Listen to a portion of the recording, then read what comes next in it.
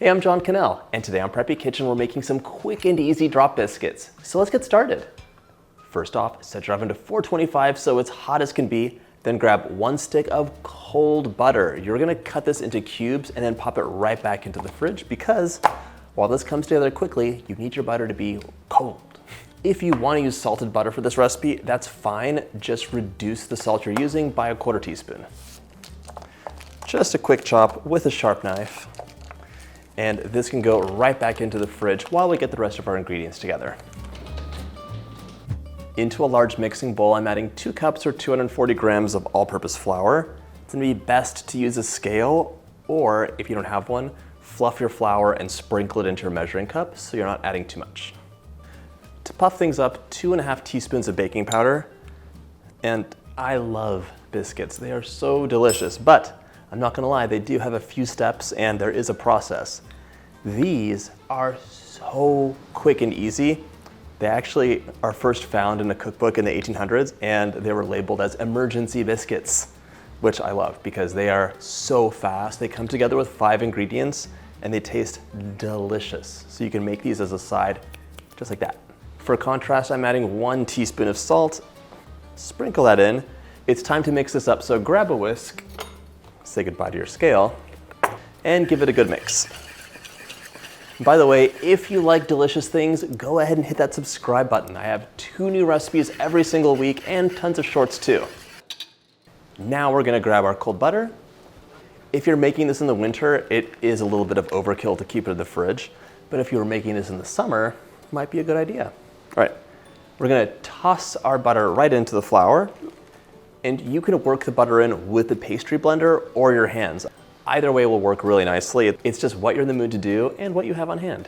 My new book, Preppy Kitchen Super Easy, is available for pre-order right now. It's over 100 delicious recipes and they're all quick and easy. From breakfast through dinner and dessert, I've got you covered, and every recipe has tons of variations so you can come back to the book over and over again and really make each recipe your own. Links in the description box below to get a copy. Hope you enjoy. My pastry cutter did most of the work, but I'm gonna finish this off by hand just so I can kind of see if there's any hidden giant lumps of butter. You want the largest bits to be the size of a pea, so do a little hunting and pecking for some big pieces to see if there are any. So if you want, this is like just the plain drop biscuit. It is delicious, but there are so many ways you could go.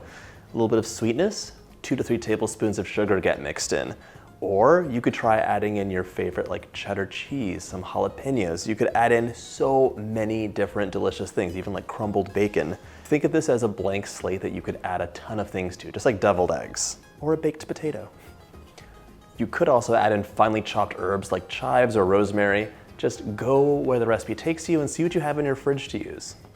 Now it's time to add 3/4 cup of whole milk in. You don't have to use milk though. You could use buttermilk and it'll give you a little bit of tang and a bit more of a tender biscuit, but you might have to use up to 1 cup because the buttermilk is thicker. I'm going to gently fold this in now. So drizzle and move, drizzle and move. Almost as though I was making pastry. Bring that together and see where you're at. 3/4 cup might be okay, but you might need to add in a bit more, a tablespoon at a time, until the mixture really comes together and you don't have a lot of loose flour hanging around. Grab an extra tablespoon or so and just drizzle it in. Find those dry parts and give it a mix. And it's really more of a fold than a mix because you're just doing the bare minimum to get this in. You don't want to overmix your dough. You want your mixture to be sticky as opposed to powdery, so can add a little bit of milk in at a time until it gets to the right place. Grab a scoop and you're gonna scoop up 8 drop biscuits from this recipe. Plop it onto your lined baking sheet. And they do not have to look perfect.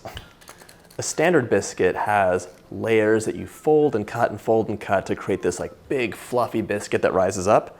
This is just a big, beautiful mound and it bakes up so quickly and nicely.